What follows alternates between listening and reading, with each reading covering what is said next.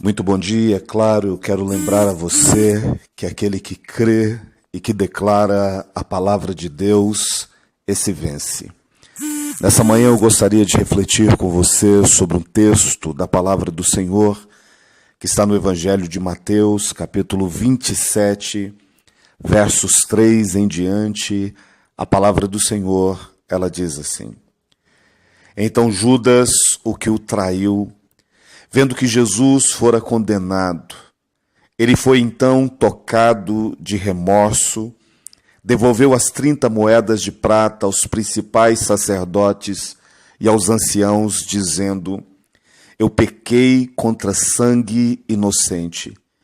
Eles, porém, lhe responderam: O que nos importa? Isto é um problema seu. Então Judas, atirando para o santuário as moedas de prata, retirou-se, se foi, saiu dali e se enforcou. Judas não teve uma participação tão fundamental na morte de Jesus. Apesar da personificação, do personagem que nós colocamos tão grande na história da morte de Jesus, obviamente aquele beijo da traição, que era sua forma de identificar Jesus, não foi o principal fundamento da sua morte. Obviamente, Deus já havia escrito, estabelecido, a vontade do Senhor, ela deveria ter sido feita. Judas, a palavra do Senhor diz que peca contra sangue inocente. Claro que Pedro, quando o negou, também o traiu. Sem dúvida nenhuma, Tomé, quando duvidou, e ele disse: só quando eu ver o lado, as mãos e os pés marcados, eu acredito em Jesus. A sua incredulidade, obviamente, foi uma traição. Jesus ainda diz a São Tomé que bem-aventurados são aqueles que não viram, mas creram.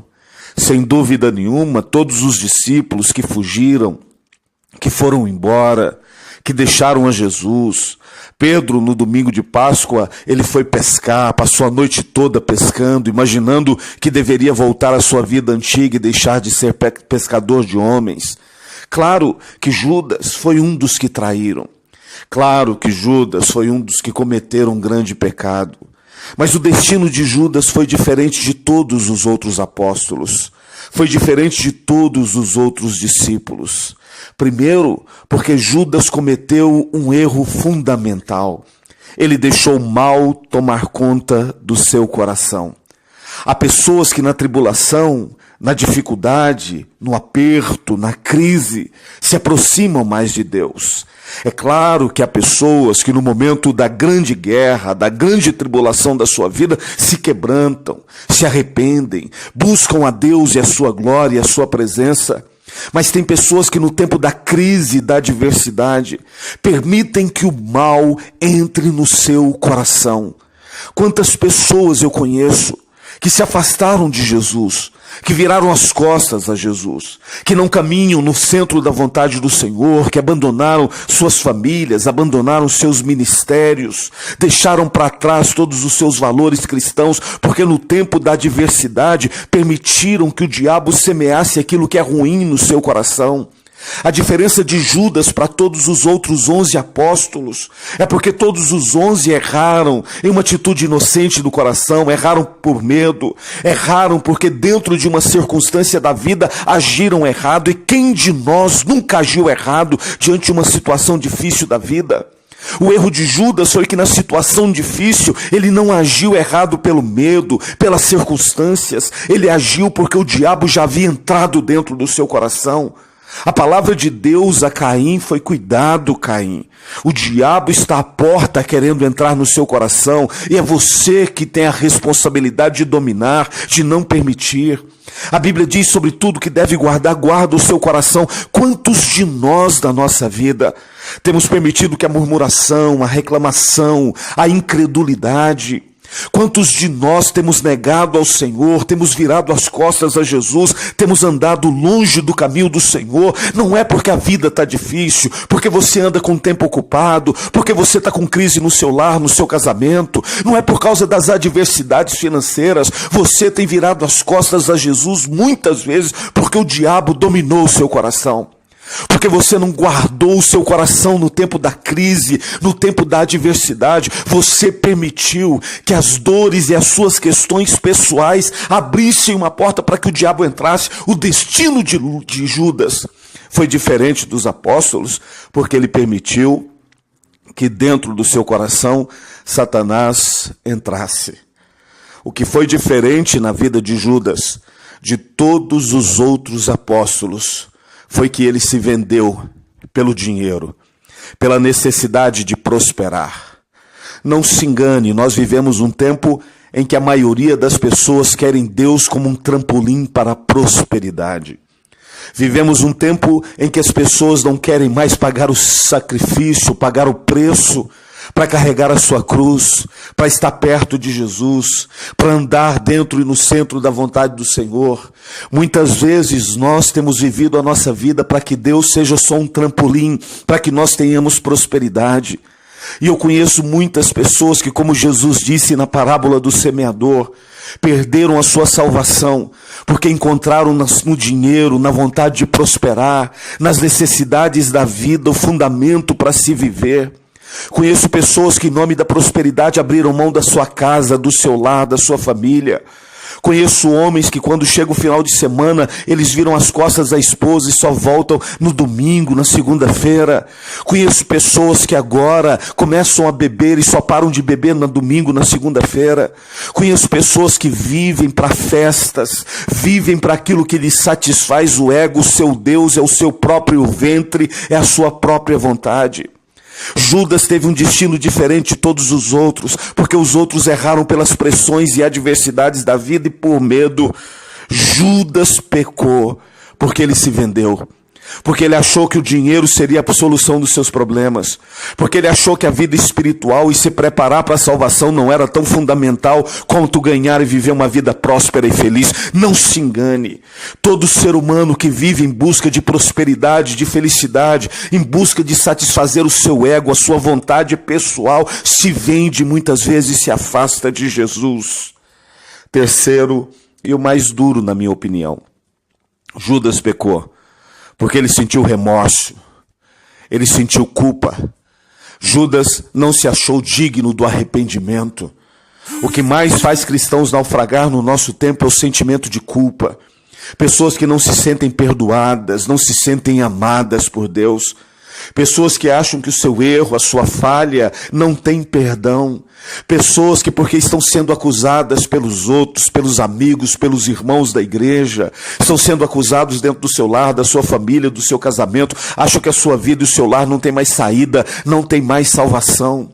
Conheço pessoas que estão naufragando na sua fé porque são pessoas dominadas pelo sentimento de culpa. Quem sente culpa não consegue encontrar perdão. Quem sente culpa não consegue se sentir perdoado por Deus. Quem sente culpa não consegue ter fé, porque a culpa, ela anula a fé no nosso coração. A Bíblia diz que Judas joga 30 moedas de prata no santuário, e ele sai correndo dali, se enforca, porque ele achou que o seu erro não tinha mais perdão. E eu quero dizer a você, que muitas vezes tem sentido que a sua vida não tem mais saída, nem resposta. Que as suas decisões erradas na vida te empurraram para uma vida infeliz e você nunca mais vai sair daí. Eu quero lhe dar uma palavra de Deus. Se você confessar os seus pecados, se você não tiver remorso, mas tiver arrependimento, seus pecados serão perdoados. Deus não queria a destruição de Judas, Deus não quer a minha e Deus não quer a sua destruição. O que matou Judas não foi a falta do perdão de Jesus. O que matou Judas foi a falta do seu sentimento de ser perdoado. A culpa destruiu Judas e a culpa pode destruir você. Então ouça, não seja dominado por um sentimento de culpa. Busque no Senhor hoje arrepender-se dos seus pecados, do seu distanciamento de Deus, da dureza do seu coração, da sua vontade de viver para si mesmo. Volte-se ao Senhor, e o seu caminho será de vida e de paz, e não de morte e de destruição. Se você precisa orar nessa manhã para voltar a Jesus, para estar mais próximo de Jesus, para cumprir a vontade do Senhor na sua vida, feche os seus olhos onde você está. Eu quero orar com você e quero orar por você. Pai Santo Deus, Todo-Poderoso, nós nos aproximamos de Ti com nosso coração quebrantado. Senhor, nós não queremos ser dominados pela culpa, pelo sentimento de culpa. Não queremos ser pessoas que andam ansiosas, correndo atrás do que temos, do quanto vamos ter e de uma vida natural somente. Queremos, Senhor, nos voltar a Ti em espírito e em verdade. Queremos, Senhor Jesus, nesta manhã dizer que nós precisamos do Teu amor, da Tua graça e da Tua paz. Por isso, guarda o nosso coração. Se o diabo tem semeado em nós, tira. Que o nosso coração nessa manhã seja limpo, livre, puro, para que a nossa vontade esteja dentro da Tua vontade, ó meu Senhor. É a minha oração, em nome de Jesus. Amém e amém. Meu irmão, minha irmã, eu sou o Bispo Ciro, bispo da Igreja Evangélica Palavra Revelada, Nápoles. Eu quero convidar você, porque hoje, sexta-feira, uma campanha especial de libertação pela vida sentimental. Você que tem enfrentado crises no seu casamento, você que é uma pessoa que não consegue encontrar ninguém, eu tenho dito isto. O que traz a felicidade na vida sentimental não é a pessoa. O que traz a bênção, a alegria, a paz na vida sentimental é a nossa libertação espiritual. A pessoa pode ser casada e infeliz. Ela pode ser solteira e infeliz. A pessoa pode ter crises nos seus relacionamentos que não são naturais, são espirituais. E eu quero, biblicamente, mostrar a você quais os demônios que agem na vida sentimental, e nós vamos orar para destruir todo o demônio da vida sentimental. Começa hoje, sexta-feira, às 8 horas da noite, na Avenida Tiradentes, 2581, a entrada do bairro Itamaraty, aqui em Anápolis, Goiás. Quero convidar você também, hoje, a partir das 10h45, eu estarei no www.apalavrarevelada.com, de 10h45 às 11h30 da manhã, ministrando a palavra de Deus, orando por você e abençoando a sua vida. Sintonize, participe conosco. Tenha uma sexta-feira abençoada, que o poder de Deus e a bênção do Senhor seja sobre ti, em nome de Jesus.